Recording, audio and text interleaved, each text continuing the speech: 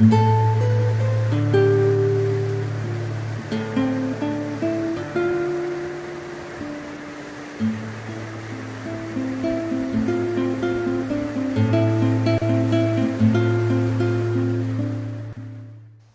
한 주간이 시작이 되었습니다. 날씨도 추워져 가고 있고요.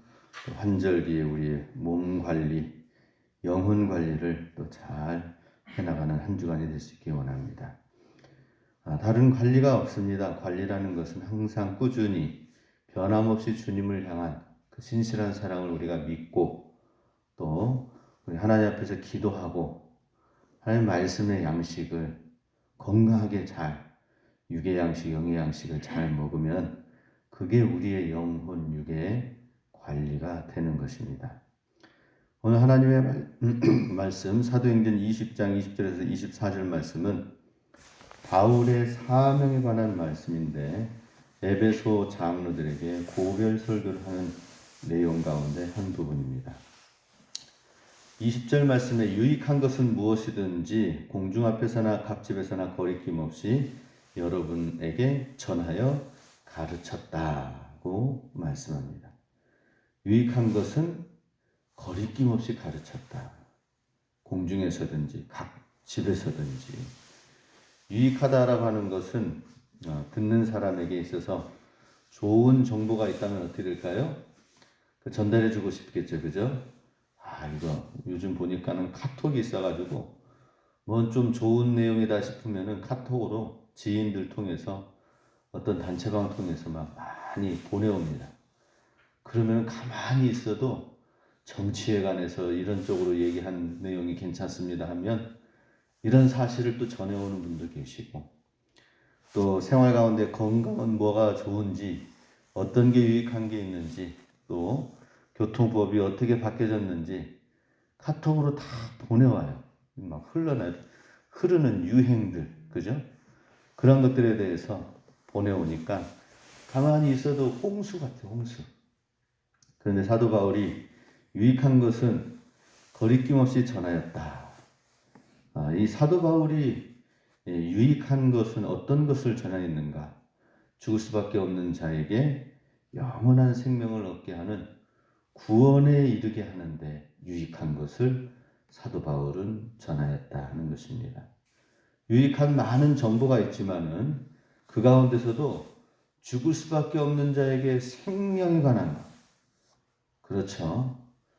정말 위중한 사람에게 산삼을 내가 구했으니 이거 먹고 힘내십시오 라고 한다면은 어떨까요? 예. 또 혹은 갑작스럽게 위중한 가운데 있는데 나한테 우황청심원이나 굉장히 좋은 게 있어. 그러면은 위중한테 다 줄 수 있다면 얼마나 좋겠습니까? 그런 것처럼 사도 바울은 유익한 것이 그냥 일반적인 일상생활의 어떤 것이 아니라 정말 사람을 살리고 죽게 하는 영원한 생명에 이르게 하는 것을 거리낌 없이 전하였다 하는 것입니다. 그것을 회당이나 두란노 서원이나 개인적으로 각 집에서 모였을 때든지 그것을 거리낌 없이 전하였다. 거리낌 없다라고 하는 것은 꺼리끼다라고 하는 게 어떤 말입니까? 회피하다라고 하는 말입니다. 위축되다, 움츠러들다. 그런데 움츠러드는 일 없이 유익한 것, 생명에 관한 유익한 것은 언제든지 겁내지 않고 움츠러들지 아니하고 담대히 전하였다 하는 것입니다. 우리도 마찬가지로 사도 바울처럼 하나님의 유익한 말씀, 유익한 생명에 관한 구원에 관한 말씀들은 우리가 위축되거나 두려워하거나 뒤로 물러서지 말아야 된다 하는 것입니다. 구원을 선포하는 데 있어서 우리가 두려워하거나 위축되면은 어떻게 되겠습니까? 이것은 전쟁 상황 가운데에서 임전무태의 정신으로 나가야 될 군인이, 그죠? 뒤로 후퇴하면 어떻게 되는 거예요? 죽는 거예요. 나만 죽는 것이 아니라 뒤에 후방에 있는 수많은 민간인들과 사람들이 같이 함께 죽게 되는 것이다. 그래서 전장에 있는 군인들은 자기가 있는 사소한 그것을 끝까지 지켜야 되는 것입니다. 임전무태의 정신으로 해야 되는 것이죠. 마찬가지로 하나님의 구원을 선포하는 일은 꺼리끼거나 움츠러들 일이 아니라, 위축되거나 두려워할 일이 아니라 임전무태의 정신으로 해야 된다 하는 것입니다. 21절 말씀, 유대인과 헬라인들에게 하나님께 대한 회개와 우리 주 예수 그리스도께 대한 믿음을 증언한 것이라. 유익한 것을 전하되 구체적인 내용이 나오죠.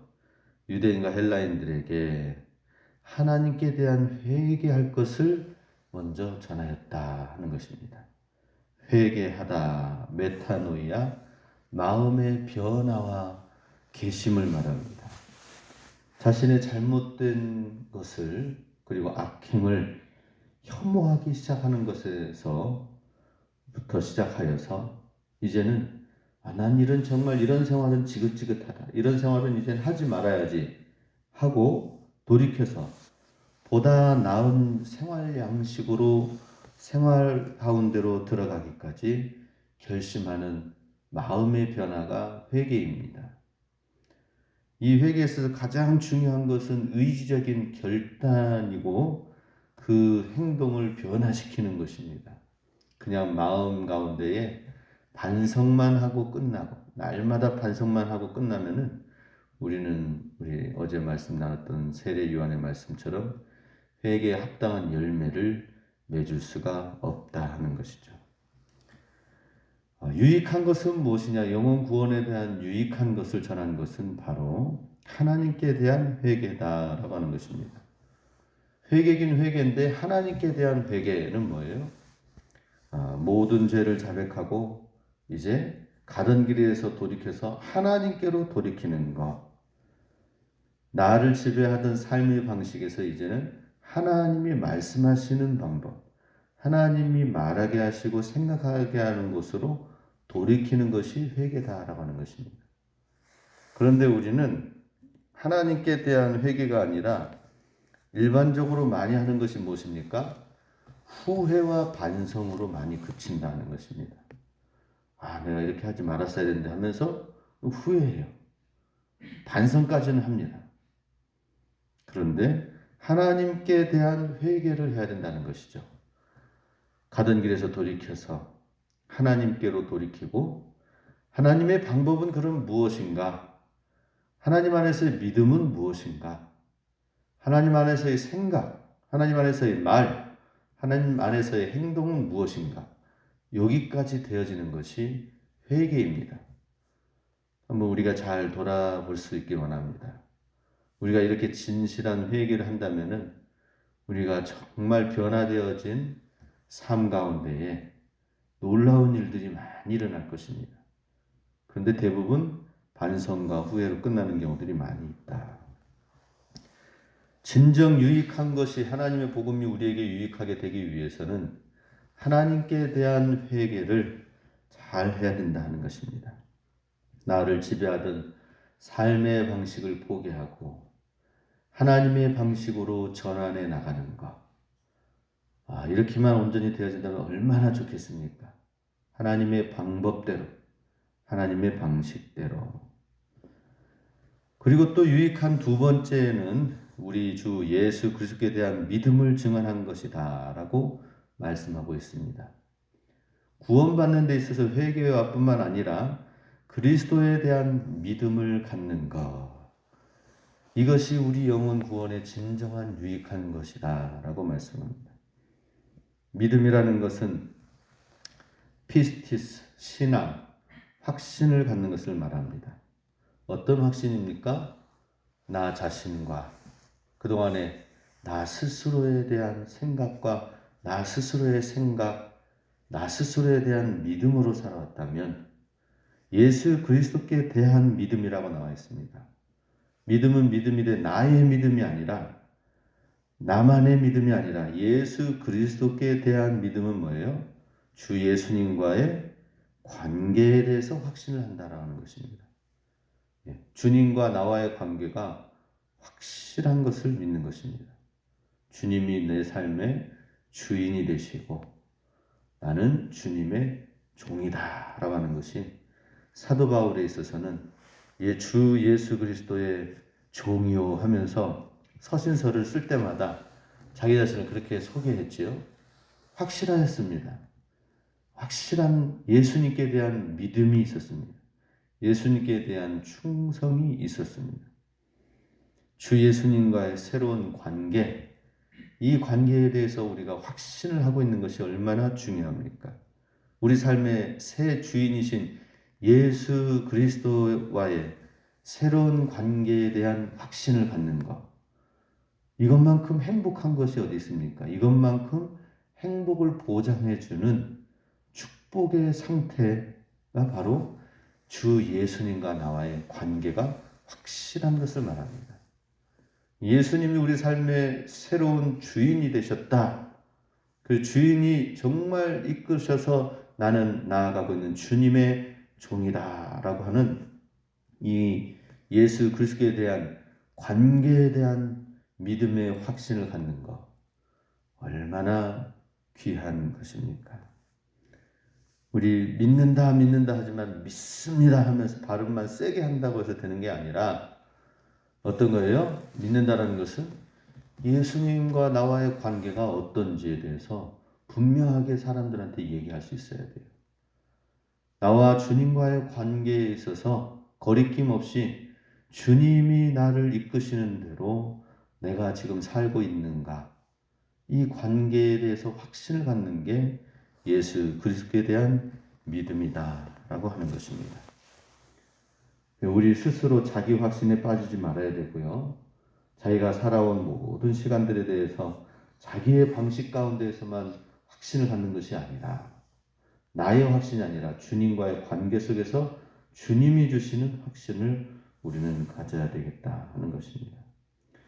하나님께 대한 회개가 자신이 지었던 죄를 자백하고 하나님께로 돌아오는 것이라면, 예수 그리스도에 대한 믿음은 주님을 나의 새로운 주인으로 모시고 흔들림 없이 굳게 서 있는 상태를 말합니다.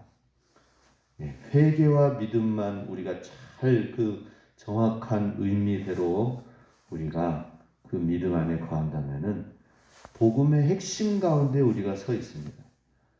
복음을 우리가 붙들고 복음의 능력을 우리가 가지고 살게 되는 것이죠. 왜 복음에는 능력이 있다고 하는데 우리 삶 가운데 우리에게는 복음의 능력이 나타나지 않습니까? 이 회개와 하나님께 대한 회개, 예수 그리스도에 대한 믿음에 있어서 불확실하다라고 하는 것입니다. 그렇기 때문에 사도 바울이 아시아에서 전한 복음의 핵심을 우리가 다시 한번 점검할 수 있기 원합니다. 자신의 죄를 회개함으로 하나님께로 돌이켜서 하나님의 방법대로 살기 위하여 예수 그리스도에 대한 믿음, 우리 삶의 주인으로서의 모시고간 주님과의 확실한 관계 속에서 우리가 살고 있는지 복음 한가운데에서 복음의 능력을 우리가 잘 이루어갈 수 있기를 원합니다. 이것을 증거하였다라고 말씀을 하고 있습니다. 사도 바울의 사명은 이 회개와 바른 믿음에 대한 것을 증거해서 복음의 능력이 나타나는 것이 사도 바울의 사명입니다. 단순하죠? 사도 바울이 성경책을 많이 썼습니다. 서신을 많이 썼습니다. 복잡한 것 같은데 다 이 모든 것이 뭐예요? 복음 안에 들어있다는 것이죠. 복음은 뭐예요? 구원파에 있는 기쁜 소식, 단순히 기쁜 소식 그 한 가지인가요? 아니요. 회개와 믿음에 대한 정확한 것이 우리 가운데 있으면 복음의 능력 안에 우리가 거하게 된다는 것입니다. 사도 바울은 굉장히 단순한 이 회개와 믿음에 대해서 확실하였기 때문에 복음의 능력을 경험하게 되었고 복음을 증거하는 것이 사명이다 하는 것입니다. 우리가 많은 여러 가지 지식을 전하는 것이 아니라 우리는 복음을 전해야 될 줄로 믿습니다. 복음을 경험하고 복음의 능력이 나타나는 것을 믿고 복음을 전하는 우리 삶이 곧 사도 바울의 사명이었다는 것입니다. 22절 보라 이제 나는 성령에 매여 예루살렘으로 가는데 거기서 무슨 일을 당할는지 알지 못하노라. 예루살렘으로 이제 나아가는 데 있어서 장애물이 있습니다. 성령에 매여 예루살렘으로 가는데 거기서 무슨 일을 당하는지 알지 못한다. 먼저는 이제 23절에 오직 성령이 각 성에서 내게 증언하여 결박과 환난이 나를 기다린다 하시나라고 말씀하시는 것처럼 성령님께서는 두 가지 방향으로 지금 말씀하고 있습니다. 23절에서는 각 성에 가는 곳마다 성령님께서 깨닫게 하시는 것이 있는데 예루살렘에 가면은 큰 환난과 핍박이 있을 것이니 예루살렘으로는 이번에 절대 가면 안 됩니다 하고 만류하는 사람들의 목소리가 있었어요. 또 한편으로는 22절 말씀처럼 나는 오직 성령에 매여 예루살렘으로 간다라고 말씀하고 있습니다. 성령에 매여 성령님께서 사로잡으셨다라고 말하는 것이죠. 성령에 사로잡혀서 간다. 매임을 받았다라고 하는 것은 사도 바울의 마음이 이미 사로잡혀 있는 상태에서 나는 성령에 의해서 묶임을 당하여 성령님이 이끌어가기 때문에 나는 가는 것이다 라고 하고 있습니다. 사도 바울의 마음은 이미 성령에 매여서 예루살렘으로 간다. 거기서 무슨 일을 당할지 알지 못하지만 성령님께서 이끄심을 강권하심을 억지로가 아니라 성령님의 강권하심은 내가 싫은데 억지로 성령님이 시켜서 끌고 가가지고 했다. 이것은 말이 안 되는 거고요. 우리가 일반적으로 하기를 나는 원치 않았지만 하나님이 그렇게 하셨다. 때로는 가끔씩 얘기하지만은 그렇게 할 수도 있습니다. 그렇지만 사도 바울은 여기서 성령에 매여라고 하는 것은 성령님께서 강권하심으로 이끄시고 그리고 그 길을 가고자 하는 열심도 그 열망도 자기 가운데 있었다라고 하는 것입니다. 왜 그러느냐? 사도 바울의 최고 목적은 지금 예루살렘으로 갈까 말까 고민하는 것이 아니라 예루살렘 가고 그 다음에 이제는 로마로 가고 서바나로 가는 것이 복음을 가지고 증거하고자 하는 이 비전이 열망이 상당히 강했습니다. 그렇기 때문에 예루살렘은 당연히 마땅히 가는 것이다 라고 하는 것이죠. 원대한 비전에 불타오르고 있는 데 있어서 자기의 목숨을 지키면서 목숨을 내놓으면서까지 복음을 전하면서 예루살렘 가는 것이 결코 꺼릴 일이 아니다 라고 하는 것입니다. 23절에 보면은 결박과 환난이 나를 기다린다 라고 주변에서 또 성령님이 말씀을 하고 일러주셨습니다.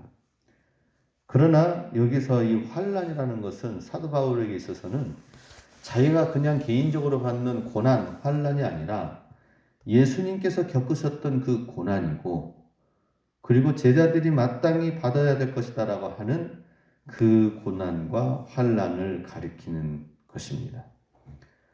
그렇기 때문에 예루살렘 가면은 결박이 있을 것이고 환난이 있을 것이다 라고 하면서 두려움과 겁박을 누가 준다면은 그러면 그것에 대해서 사도 바울은 어떻게 재해석을 했느냐? 이 환난은 예수님이 받으신 환난이시고 마땅히 제자들은 그 주님을 따라가는 자들에게 제자들이 마땅히 받을 것이다 라고 말씀하셨는데 이 복음으로 말미암아 나오는 이 환난은 회피할 것이 아니다 라고 하는 것이었습니다. 그래서 24절에 사명의 완수를 위해서 생명을 귀한 것으로 여기지 아니한다라는 고백이 나오는 것이죠.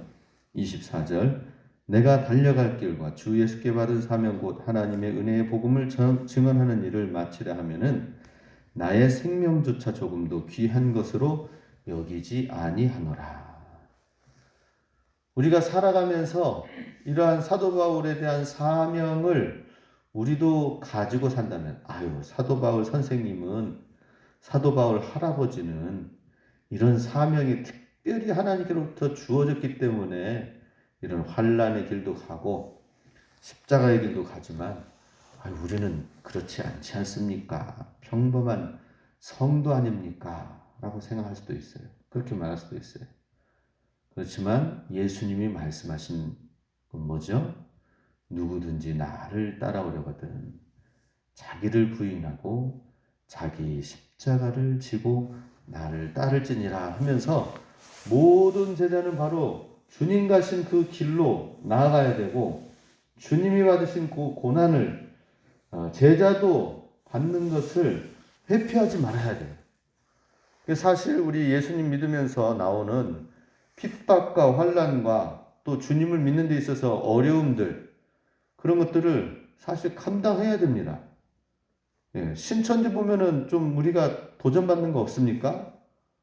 집에다가 얘기를 하지 않으면서 막 숨기면서까지 해가지고 그러면서 쫓아다니는 그런 것들 보면은 어때요? 이단들은 좀 심하다. 근데 사실 복음의 특성이 그렇습니다. 하나님의 복음을 위해서 사명을 위해서라면은 내가 환난과 결박과 두려움을 갖지 않냐고 주님 가신 길을 가겠다라고 하는 그런 결단이 있어야 되는데 요즘에 우리 기성교회 성도들은 너무 이것저것 줄자로 재가지고 주머니에 줄자를 가지고 다니는 것 같아요. 딱 재가지고 이거는 이 수치 이상은 나는 못합니다. 이 줄자를 가지고 다니는 것 같아요. 주님이 가신 그 제자의 길은 줄자 없이 그냥 다니는 겁니다. 가봤더니 경험해 봤더니 이 길이 옳은 거네. 주님의 복음을 위해서 사명을 위해서라면은 생명을 두려워하지 않는다. 귀하게 여기지 않는다. 이것이 사도 바울의 고백만이 아니라 우리의 고백이 되어야 된다 하는 것입니다. 사도 바울이 나의 이런 간증 한번 들어봐 주세요 하고 사도 바울의 간증으로 끝날 거면은 왜 24절이 이렇게 기록되어 있습니까? 주님의 길을 걷고 주님을 따르는 자들에게 있어서는 사명을 가져야 된다라고 하는 것입니다. 두려운 일이 있어? 예루살렘에 대해서 막연한 두려운 일들이 생길 것 같아? 그 두려운 가운데 있지 말고 뛰쳐 달려가라. 주님의 제자 사명을 가지고 생명을 귀하게 여기지도 말고 나아가라.